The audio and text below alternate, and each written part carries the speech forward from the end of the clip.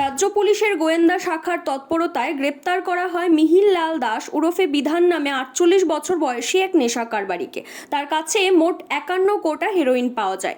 শুক্রবার সকালে দক্ষিণ নয়াপাড়ার ত্রিপুরেশ্বরী শিশু তীর্থ বিদ্যালয় সংলগ্ন এলাকা থেকে আটক করা হয়। সে সঙ্গে তার মোটর বাইকটিও আটক করা হয়েছে। এই মোটর বাইক দিয়ে শহরের বিভিন্ন এলাকায় নেশা সামগ্রী বিক্রি করে বলে অভিযোগ।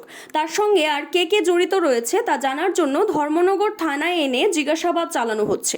শনিবার তাকে আদালতে তোলা হবে। ড্রাগ বিরোধী অভিযানের অঙ্গ হিসেবে আমরা দীর্ঘদিন ধরেই আমরা তৎপর আছি। তো আজকে আমাদের কাছে গোপন সংবাদের ভিত্তিতে খবর আসে দক্ষিণ নয়াপাড়া শিশু তীর্থ স্কুলের কাছাকাছি মিহিরলাল দাস নামে একজন লোক ওই এলাকায় একটা মোটর বাইক নিয়ে ঘোরাঘুরি করছে।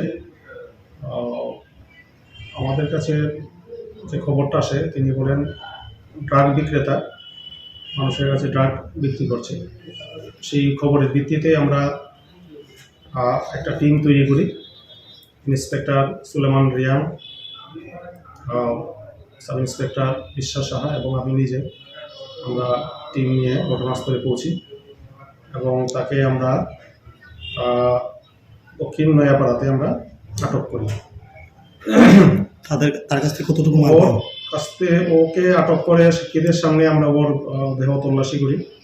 তল্লাশি করে মোট এখানে 51 কোটো সাসপেক্টেড হিরোইন আমরা উদ্ধার করি। সঙ্গে ওর একটা মোবাইল ফোন ছিল, সেটাও আমরা বাজেয়াপ্ত করি। একটা মোটর বাইক ছিল, বাইকটা হিরো গ্ল্যামার, একটা মোটর বাইক TR05D9239। এই বাইকটা আমরা থানায় নিয়ে এসেছি। আমরা ওর বিরুদ্ধে এখন NDPS অ্যাক্টে আমরা মামলা নিই। আগামীকাল আমরা কোর্টে প্রেরণ। স্যার, ওকে প্রাথমিক জিজ্ঞাসাবাদ চলছে, এটা বাকি রয়ে গেছে জিজ্ঞাসাবাদ। আশা করি যা আসবে পরে আমরা দেবো। এখন তদন্তের সাথে আমরা বলছি।